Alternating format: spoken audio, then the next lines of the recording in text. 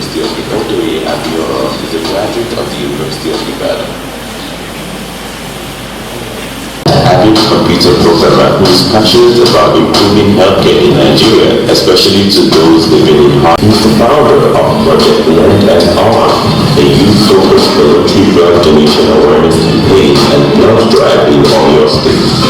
Currently working with project partners, the project hopes to combat blood shortages in the Nigerian healthcare delivery system, helping the country encouraged by the World Health Organization. W.O.R.S.H.I.P is the co-founder of Believe Online for Africa, Africa's first indigenous health information aggregator, aimed at improving health literacy in the continent. He has international experience volunteering with SOS Children Villages International, an organization supporting children without parental care and families at risk in 135 countries. He is a United Nations volunteer. W.O.R.S.H.I.P is a certified computer programmer. W.O.R.S.H.I.P is also a member of the class of 2020 of the Harvard Medical School Global Clinical Scholars Training Program for early career researchers.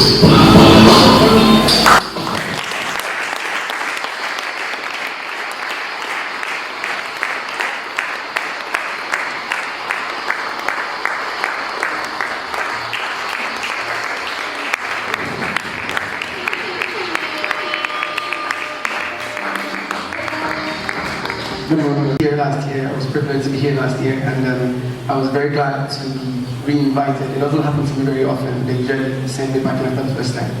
So this is like the first time for me to be invited twice in a row. I hope it happened the third time, so like third time lucky. My name is W.O.R.S.H.I.P. I'm a doctor. I work at the University College Hospital as a house physician.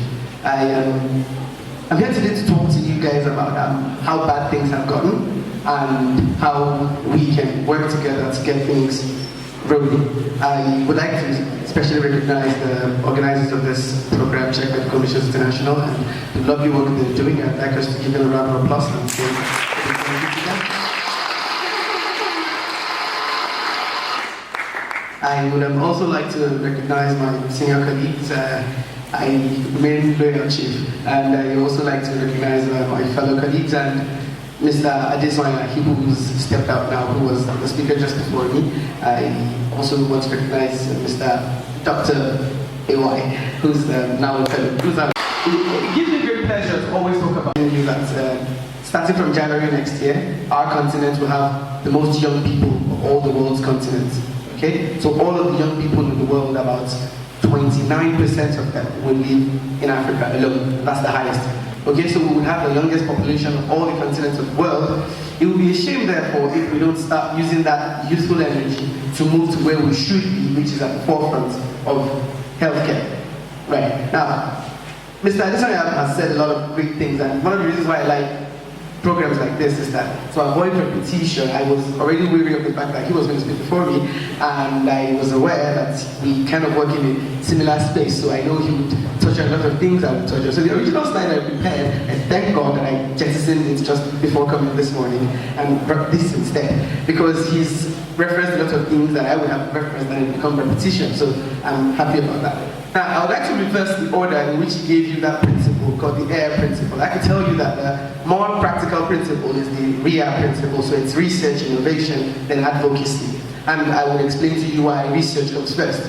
And the reason is because in this room, I'm sure we have people from medicine, dentistry, nursing, pharmacy, and even non-health sciences, so engineering, statistics, mathematics. One thing I would like you to all understand, that the reason why the first world countries are first world countries and we are third world countries is because the first world countries, that's more than we would ever spend as a country in Nigeria in a decade. That's one university. And Harvard University's research budget is not even the highest. Stanford actually is the highest. And I can tell you categorically that Harvard, Stanford, Yale, Johns Hopkins together have research budgets that are north of trillions. So you see how important the white people place the premium on research. And if we're going to get to where they got to, we have to also start with research. And a very practical question Dr. Leye asked, and I'm going to start my talk from there, is people who want to start new things. Challenges, right? And I'd like to tell you that Mr. W.O.R.S.H.I.P has said practical things. He told us that one of the ubiquitous problems is funding. But I'd like to inform you that if you're in this room today and you want to start anything new, I'd like to quote it first and say that it's not always a brilliant idea to start something new, because many times there's already a solution that is working in your field, so you can just join the efforts and make that solution actually work instead of building competition that is not necessary. Children's Villages International in Peru and in Nigeria. And what we do at SOS Children's Villages basically is take orphans and vulnerable children who either have a single parent home or have no parents. If they have no parents, we bring them into what we call the family support program, which is basically we have a village, we have employed moms and dads who create an artificial family for that child to grow up in. And many times I can assure you that those moms and dads become the real moms and dads of those children up until marriage, giving them a marriage and all of that. That's what we do. Now, for children who have single parents who still are alive, we try and not take them away from their natural family, but we provide support in terms of finance, in terms of training for the child to ensure that that child thrives in that difficult environment. I work with them for 2 years, first in Peru for 6 months, then in Nigeria for a year and a half. It was basically the servitude period we serve because we went to medical school, right? And I'm finishing in 10 days. Now, when I finish in 10 days, I plan on going again to volunteer with another organization. I already got accepted actually to volunteer again with another good organization who are doing brilliant work. It's the United Nations Youth Development Project, right? And they're doing great advocacy, brilliant work. And that's what I plan on spending the next year doing as part of that. It's not always about starting something new. There are great projects that are going on all around you that you can join efforts. And sometimes that project just needs you to spark into life. I give a typical example from my personal journey. When I started with Societas Socialis in Peru, the program there didn't really have any progress. When I was sent there, I went against my mother's wishes because I was 16 and my mother did not see any reason why I should go all the way to South America to try and volunteer with something. But I told her I was going, so I left. And when I got there, the program wasn't working simply because the people there had no technological understanding. So it made it difficult to reach people because without technology, almost all your efforts can't be amplified. And when I got there, fortunately, I have some knowledge in technology. When I was in University of Ibadan, I took courses in Faculty of Technology as part of my programs because I had an arrangement with the Dean of Students at that time. And it helped. So I could do that, and in the 6 months I spent there, we had a program that started out with 14 children. When I was leaving, we were 191 children in our program. And it was really amazing. They'd always called me back to say, "When are you coming to the program?" No, I'm going to be a doctor. But you get the point. What I'm trying to say is that some projects are dying, and they are dying because you're not there yet. The projects are literally able to save thousands of lives, but what they need is your input. Now, if you don't go there, if you're trying to say, "Now I need to start my own stuff in this corner," you are likely to see that project die out. Okay? So what I will start with is that one of the ways, because my topic is meant to be how young professionals can get involved, be professional out of it, okay? So what I think young people can do well is to volunteer. Now, volunteering, when people hear it, always think volunteering is free, meaning that there's no remuneration whatsoever in volunteering. I'd like to disagree with you. I'd like to tell you that some volunteering positions have better pay than any government or private work you would do in that field you're doing it. Okay? I give it a look at what I know. There's a program called the United Nations Volunteer. Anyone who's here who's interested can please go and check it out. It's www.unv.org. It's a program that is the United Nations and it's open for volunteers all year round. It's basically anything the UN wants to do and they need volunteers for. They just go to the UNV platform. For any of you who's registered on that platform, if you put your credentials and they say, "Okay, you need one computer programmer, one nurse, one social development worker, one advocate." That's how they pick up the pool. And they send you a letter to tell you, "Oh, we need your help." Now, the pay, I'm just trying to re-emphasize the pay. The pay, averagely, if you are not moved from your home state, is about 250,000 each month. If you are moved from your home state to another state, it's about 400,000. If you are moved from your home country to another country, it's almost 500,000 each month. It's a volunteer. Who are practical because, to be honest, we want to change the world, but we don't want to die poor at the same time, right? So, for those who are always practical about this, we keep talking about volunteering, but volunteering will not bring money home now, and I want to, well, maybe not rhetorical, I know you won't answer me, that's why I want to put a question. How many of us have loved ones who are above the age of 30? How many of us have loved ones who are above the age of 30? The brother, an uncle, the mom, the dad, the wife, the spouse. Okay, that's it, very, very easy. Okay. How many above the 30? Now, I'd like to ask a question. That loved one you just talked about, what was their blood pressure recorded? Any blood pressure recorded that you know of in the last 1 month?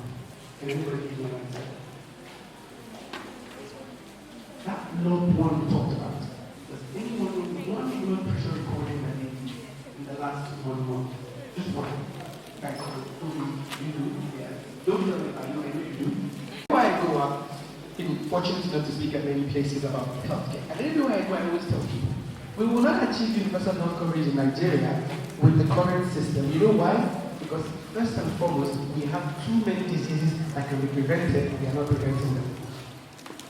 Now always remember, about 200 million people in Nigeria. Now we have that many and we have way less of the past 11 till this morning, but I have not slept. What I'm telling you guys practically is that, gentlemen and ladies, we cannot run a system that is treatment-based. It will fail. It is just that simple. We're too poor to do it. We don't have the resources to do it. Because now, she's gone to the hospital with how much? 2,000. What will I do with 2,000? Put it in perspective. She needs at least 4 units of blood. Each unit of blood to cross-match is 7,200 naira.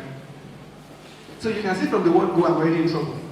She needs omeprazole, which is a drug we give people who are bleeding ulcers, right?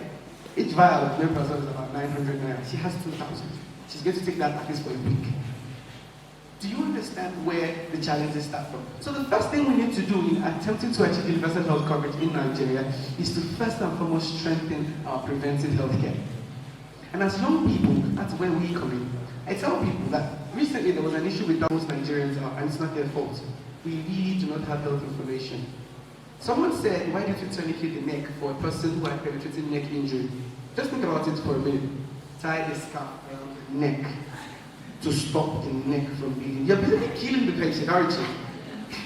So, but that's what some Nigerian thought. Another person said, no, let's not give them injection, tranexamic acid, which will actually stop the bleeding. But it doesn't work that way. All of us who are medical doctors and my senior colleagues are here also. They can corroborate what I'm saying, that it doesn't work that way.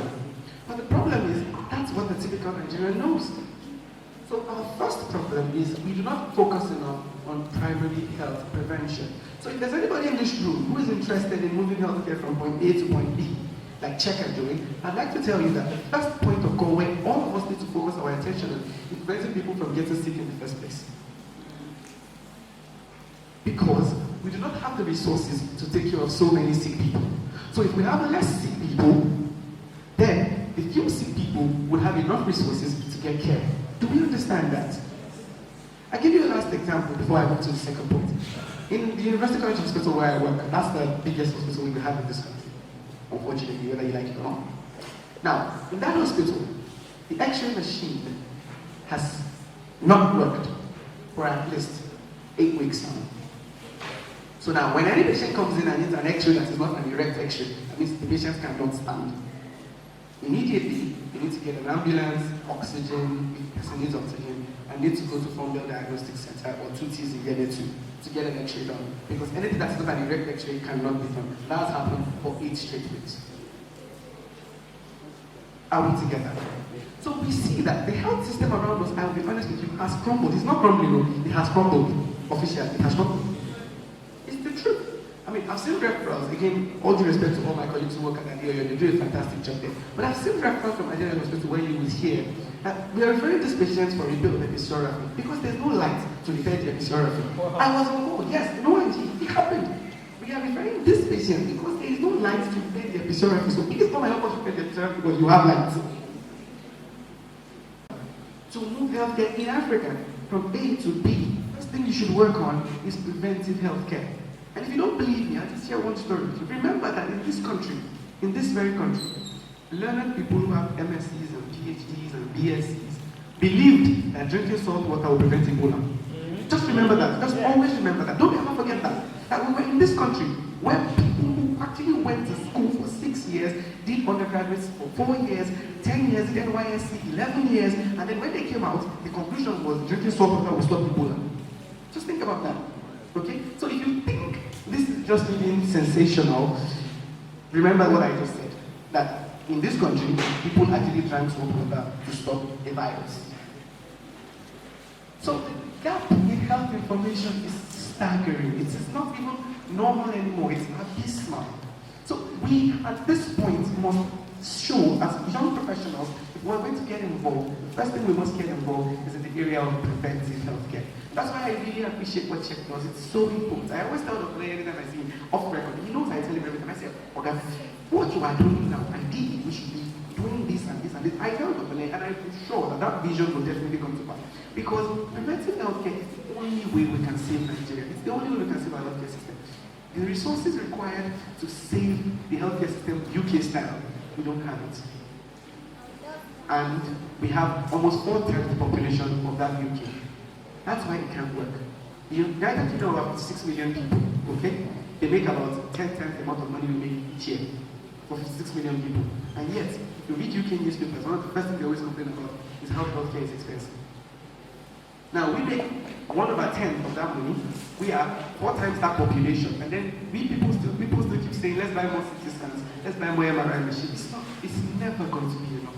It's just never going to be enough. So we must genuinely, that in this room, almost every one of us has an older person as a loved one, and yet in this same room, only about 8 of us know whether their blood pressures were normal or abnormal. And we know that the single most important risk factor for serious and neurologic diseases, which are the 2 most common diseases in healthcare, is hypertension. And it is measured non-invasively. It costs, if you want to measure it outside, 50 naira. And yet, somebody will come in with a stroke. Let me tell you how we manage a typical stroke patient. When a typical stroke patient comes in first, he needs a CT scan. If he's a child, if the person is NHIS, that is, has a health insurance of some sort, the person will pay 17,500 naira. If the person is unfortunate enough to not have health insurance, it's 35,000. That's the first thing. That's not even treatment, that's just a test. Then when they come in, we must put them on oxygen, then we must give them, if they come early, and those kind of stroke disease, we give them some drugs, no thrombolytics. Each vial costs about 6,000 naira. When we're done with that, if the person is really ill, we move them to the HDU or the ICU. The HDU is about 20,000 naira per day to stay in there. The ICU is about 60,000 naira per day to stay in there. And typically, they will spend about 10 days in any of those 2 places. So by the time you add the deal of typically managing 1 stroke patient, it's about 450,000 naira for a stroke patient. For something that a 15 naira blood pressure monitoring and amlodipine that is 100 naira per sachet would have solved. Do you see why it is unwise, therefore, to focus so much on treatment and it's so wise to start from health prevention? Moderatic, especially for moderatic, my senior colleagues will very weak. Moderatic is about 250 naira max. Yeah. And that would bring the blood pressure within normal limits. This person would not get a stroke and would not need to incur a debt of 450,000 receiving healthcare. So when check goes to a place and they gather people around and you take out sweets and measure blood pressure, don't think they don't know what they're doing. It's not being foolish. That's actually wisdom in African healthcare. The wisdom in African healthcare is that we focus on preventive medicine. Are we together? How much does it cost to have a cesarean section? In UC, where I work, it's about 120,000 naira to have a cesarean section. Okay? Now, a woman who will need a cesarean section, most of them come in emergencies. If you look at elective versus emergency ratio, emergency way outstrips elective, at least in my center, I don't know about other centers. Now, why would the woman need an emergency? There are many reasons. But most of those reasons, when you look at it, were poor planning. People don't plan pregnancies. So the woman is pregnant, she's having fun somewhere in Olodo. Sorry, I'm mentioning specific places. Those are the places where I see most of the dangerous cases, okay? So please forgive me. So she's coming from Olodo and she's just having fun. 6 months, 7 months, she didn't bother seeing anybody. Then about 9 months, she has pains. She goes to the woman who she had already discussed with, she's going to deliver her child. She gets there and things go south. Right? Things go really south. So they bring her to UCH, right? Where they believe she can be saved. And when she gets to UCH, the husband arrives and drove an Okada when he came. Oga, no, Alakoni, 760. Now, PCV alone is 300 naira. PCV, 300 naira. And the brother came with 760. You can see that already we're up against it, right? So you will find that even the university hospital, the University College Hospital Board, keeps writing off bad debts in excess of 250 million naira annually for people we have cared for no chance of paying back. Don't forget, this country is the poorest in the world. You know, one of the problems we have in Nigeria is that we don't know how poor we are. Okay? So you see our parents harken back to, oh, we are rich. Just those politicians are still on our money. It's a lie. We are poor. We are not rich. It's something that we've told ourselves so long that it's beginning to become almost true.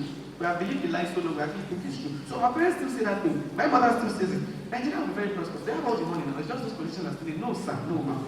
Nigeria has passed that phase. Maybe there was a time, maybe in the 60s, when we actually had that money and we could be prosperous if people spent it well.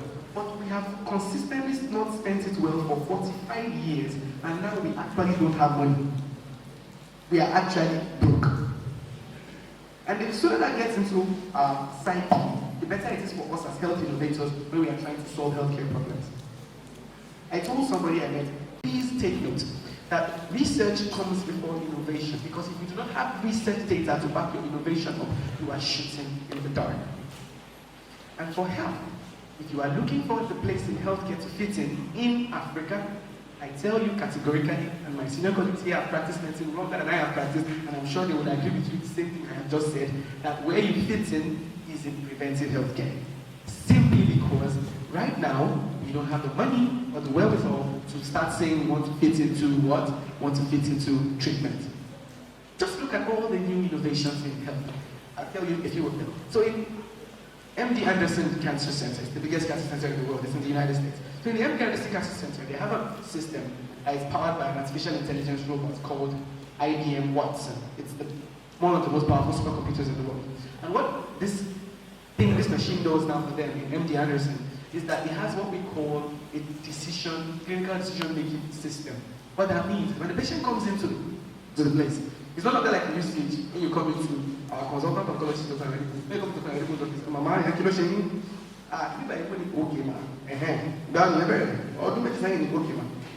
Pololo, and then after you done all of that questioning, you will now start with physical examination, and when he's done with that, you will now review our investigations. So by the time he's done seeing that woman, he has spent about 60 minutes of his life trying to diagnose one case of breast cancer. Abi? And then he will now tell Mama, Mama, she doesn't mean your mama will say, lie, it's not going to happen. She'd rather die with her cancer than get to share against. Mama walks away.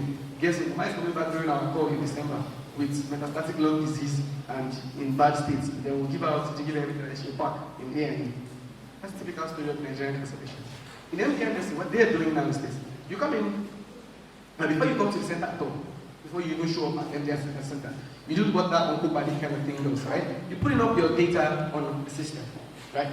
The system goes through what? Watson runs the history, examination, and investigation you should have, and gives you the likelihood of this being a cancer, what histology type is likely to be, and what are the treatment options. So when you show up in interest to see the oncologist, the guy just says, oh, hi, Mrs. Jenny, we sent you a mail this morning, did you see? Yes. So which of the options would you like to have? Option B, all right, ma'am. So you will see us in 3 weeks to share your treatment. Thank you very much. And Mrs. Jenny, consultation is 2 minutes. They are done. You know why? Because they have so many cancer patients outside. So it's not possible for the doctor or MD Anderson to be examining each breast to look for what that is. It's not possible. But you know the problem with that kind of innovation? It assumes that Mrs. J knows how to use a smartphone, can impute data, understands English enough to be able to understand nuances like history of presenting complaints, and technical details of our own history. The Nigerian patients is averagely not that literate, so that automatically knocks off that kind of system in our environment. So do you see where the problems start from? So here we are, in 2019, entering 2020. I am talking to some of the brightest minds in the country, and they are asking me one question, even though they cannot see it. So what can we do? And I'm here telling you that if I tell you I know what you can do, I'm just criticizing. Who am I? I'm a young guy, so it's not possible for me to tell you I think I know what you can do, right? But I will tell you what I think I have learned from the other things I have seen other countries do. The first thing is, anyone here who wants to start up something needs to, at this point, first, let us build up our research evidence. And that involves everybody. The mathematician, the statistician, the pharmacist, the clinical nurse. All of us need data. I'm currently working on a project with some students from the School of Nursing, BNSC program, University of Ibadan. Right? They're going for a program in Geneva, so they, as their mentor, I'm trying to think about. And you know what I found? That in healthcare research, doctors produce 96% of research data from Africa. Physiotherapists produce 1%, medical lab scientists produce 2%, nurses produce 1%. That's a shame. Don't you think so? So doctors produce 96%, and then every other person shares 4%. That's the problem. That in itself is the problem. Because you know why? Because doctors are not really people who see patients, right? They don't see patients. One of the courses I went for in genetics, one of the things I found was that I was there with a lot of my professors from my university. And my professors were there and they were like, I extracted some genes that took me for a program. And like, when I defined it, they said, machine was nanotop. And my professors were like, you use nanotop? Say yes, sir. You can use nanotop? Say yes, sir. I have one nanotop in my office that I've been there for 20 years now. I'm not found anybody else. Do you think a goal will give out to me? Now that's the problem. Research science. People have grants, they get in the office. They don't know how to use it. But since there's nobody else to use it, they're not looking at it. So I found out when I came back, I met that particular professor, I did one of the maths. As a human alone, we have 6 nanodrop machines. And yet, I have been told by our students in literature outside that there are only 2 nanodrop machines in universities. We have 6 humans. In carbon. Do you understand? They told me there were only 2. And one is in IIT, and one is in Behavioral Science and Social Research Institute in academy. But those are the only 2 we have. IIT is on another 2. Yeah, we have 6 humans. I saw them. I saw 4 of them. In fact, I even cast people. It's in biology department. You people. Yes, you have 2 there in your department in biology. For you people, I can see don't be people are talking about in biology. Yes, 2 of them. Who are people in hematology here too? You have 1 in your hematology, that HTCU. There's 1 in that corridor there. That's the problem. That's the problem. So people have resources. They've sat on them, created research silos. The young ones are not interested, so the old ones continue to sit on them. I went for a program in genetics, which is a 2020, like a 21st century thing. I'm not young, but I was by far the youngest in that thing. As in, by far, the next person after me is Auntie. I wonder how would I call the person that is Auntie now? Good afternoon, Auntie. I don't know. Do you get the problem? So, we're young. Now is the time for us to be curious and innovative. Now is the time for us to think about problems and think on solutions. Now is the time to generate data so we can build purposeful solutions. But we're not doing any of that. We come through school, we learn research methods. There's no curriculum in this university that does not teach research methods. That one I'm sure. There is not a single course in this university that they don't teach research methods. It's not possible. Right?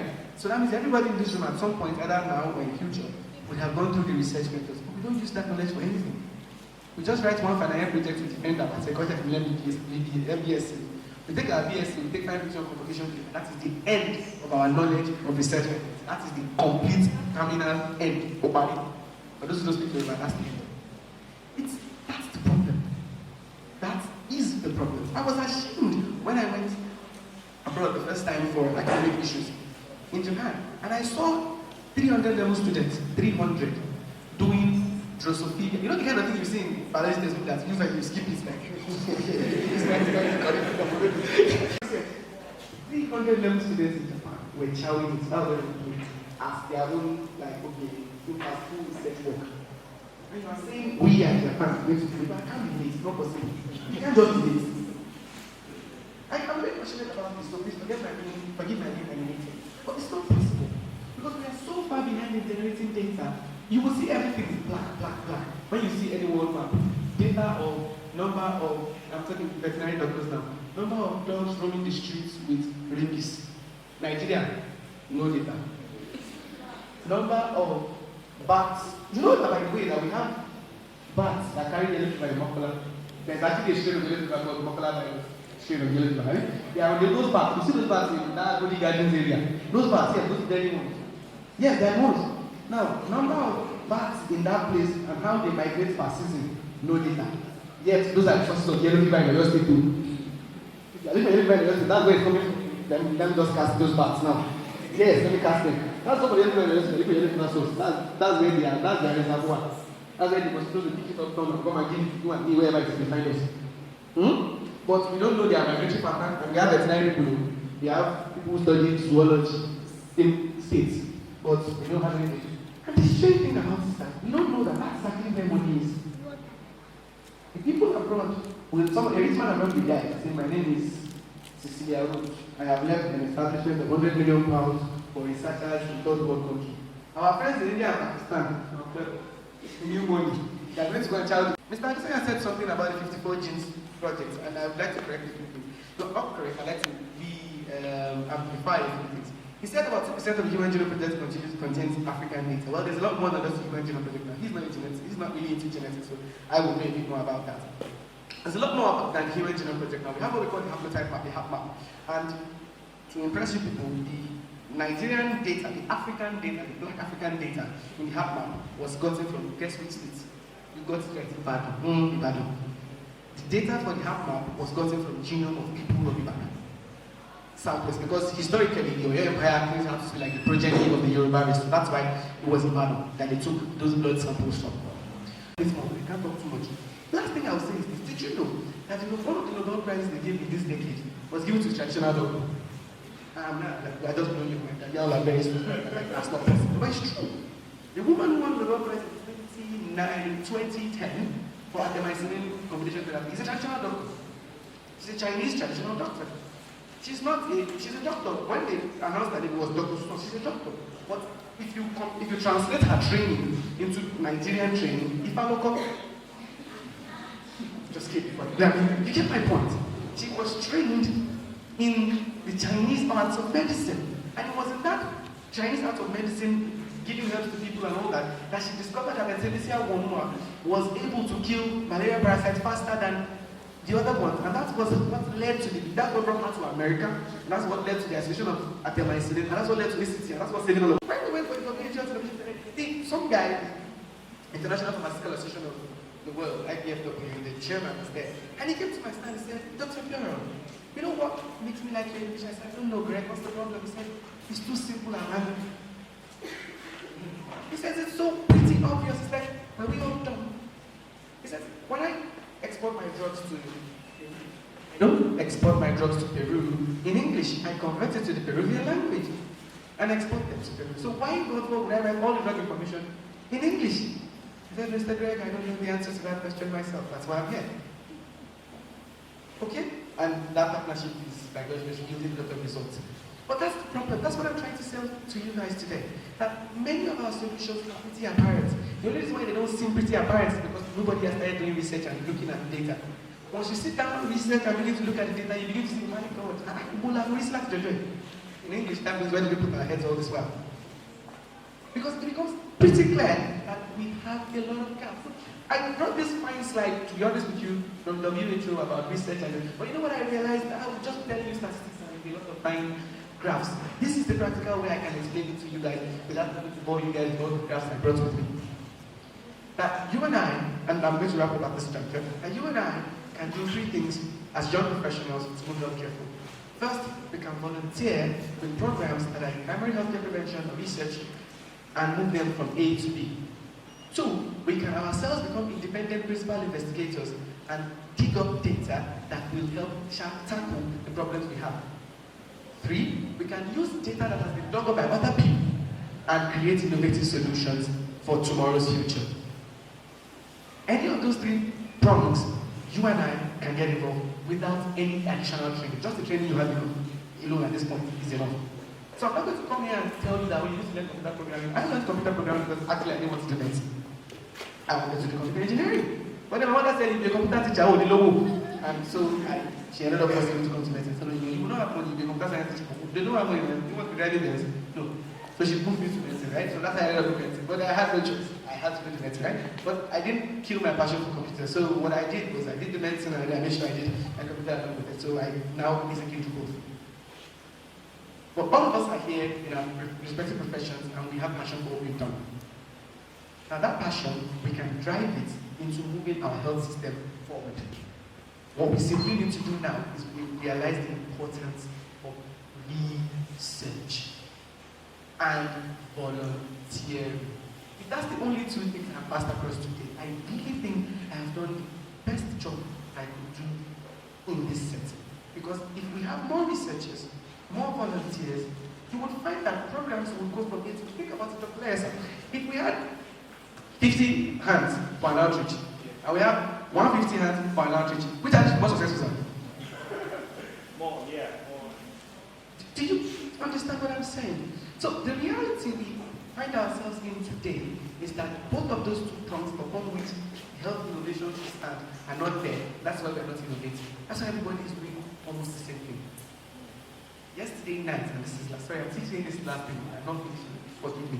Yesterday night, somebody came to me, he has an idea about how to create, he's one of my friends, he's one of the people founders with me, I've been online, and he came to me, he had a vision, and I defined it, if I could say, Dwayne, I found how to solve on their nutrition. I said, okay, Patty, tell me about it. So we started, I was talking, like, Patty, tell me about this. That was before the mama came to come and bleed in my consulting room. So I said, yeah, tell me about this nutrition. And he said, well, they are going to get weevil larva, right? And we're going to process it. And larva protein is going to be what we use as food supplementation for under 5 children who are malnourished.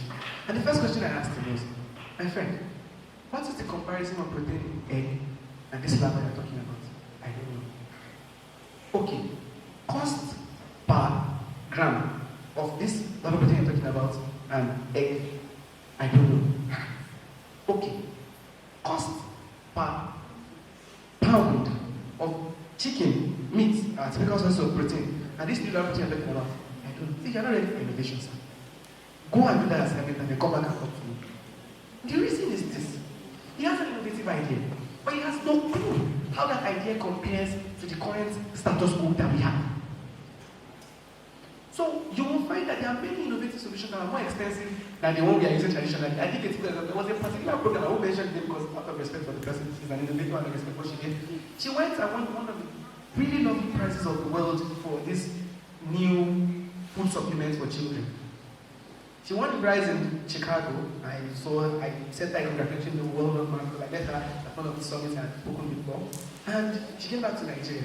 She got 300,000 USD to start up the idea. She came back to Nigeria. And the cost of one tin of our own food supplement was about 1.5 times the cost of Nan1. Has she solved the problem?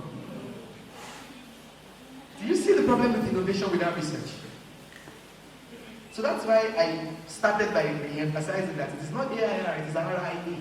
Because the problem with innovation without research is that you would have spent so much money on getting to the end of the production line, and you will finish your production line and you will find that your solution cannot fly in the market.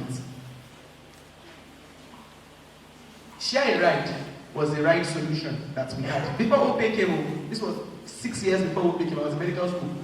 I just crossed over. So O.P.E. is not a new idea.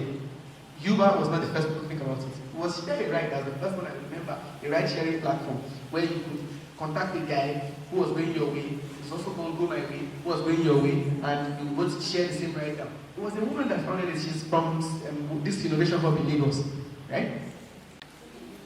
So when that innovation works, because it's backed by data, I can assure you it will truly transform lives. That's one of the problems I have with many Nigerian innovation startups. I have so many startups in this country, you would lose count of how many of them. But Dr. Adesanya was yesterday talking about innovations, and sadly, many of these are not even heard of them before. That's because they're not widespread, they're not penetrating. And the reason why they're not penetrating is that we have problems with data backing up these innovations. I always tell people, anytime you come to me with my innovation, you tell me it's an app. The first data I always go at is the same time you do this. There are only 22 million smartphones in Nigeria. There are 95 million phones in Nigeria. Sir, what is your offline platform? You can't get away from that statistic. You can't. Because if you are telling me that your innovation is people in Ododo, I can assure you when you get to Ododo, before you find a phone that has a camera that can use Google Android Store, and a user that can use that, you would have got at least 9 houses. 1 in every 9 houses. So have you really solved the problem of Ododo? Is your innovation really going to move Ododo from point A to point B, if that is your channel of approach? Do you get the problem? And you know what? I will blow your mind lastly, and I will wrap this up 10 minutes later. I'm sure it has I will blow your mind lastly and tell you that picture of feature phones that is non-smartphones being more than smartphones is true across the continent of Africa. There is no country in Africa where there are more smartphones than feature phones. It's not possible. It doesn't exist. I've checked data for at least there are 54 countries in Africa. I've checked data for at least 29 countries, including the big ones: South Africa, Egypt, Nigeria, Ghana. And in all of those countries, what I can tell you categorically categorically is that there are more feature phones than smartphones in all of those 29 countries. So if that is the case, then there's the question. Will you then be smart for an innovator to create a platform that is only restricted to a smartphone? And the strange thing you will find is that there are technologies on feature phones that you can leverage. Anybody heard of USSD before? Do you know that the strange thing about progress is that we've made so much progress, sometimes we forget the past. We already remember polyphony appropriate technology.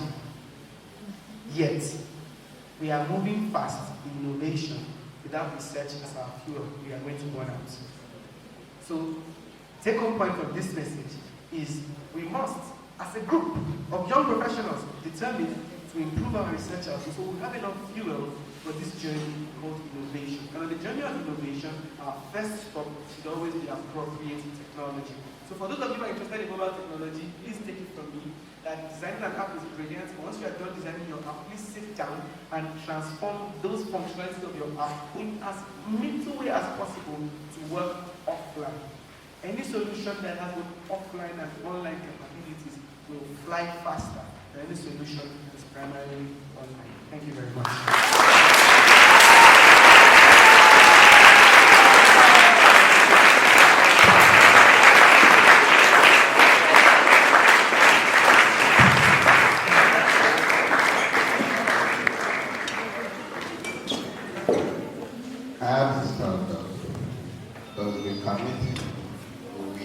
Let's shall graduate and then at least we'll find somewhere dispensing drugs. Or for those of us that are mathematicians, we just want to be there busy looking for X. 3X plus 5X. When there are better things to look for. Okay? So you agree with me? There is a lot to be done. There is a lot to be done. You know, it started on preventive measures and all that. I mean, we need that. You see, your patient that came with 2,000 naira is very rich.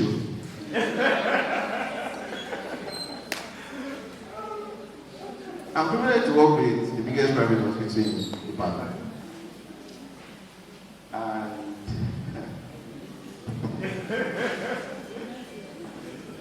you see them bringing those young, 2, 3, very young, already convulsing, almost at the point of death. Tell you, this child, after your baby grandma, he has this, he has that. So we are going to need blood, we are going to need oxygen. This is Yoruba. Babo called. 500 naira for 1 hour.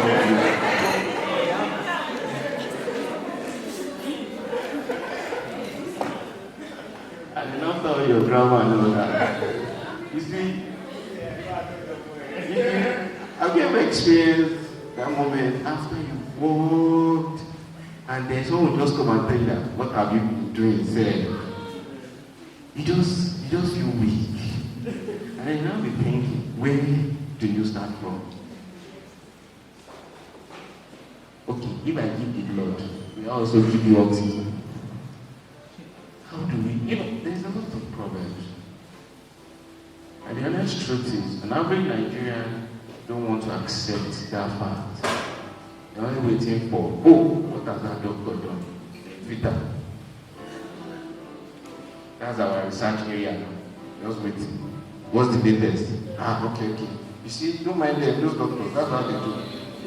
And someone will come for the latest pen in town, That's what we do. And there are better things that we can invest our time and resources into. And then we get so much profit from there. Do we have questions? Going? Go.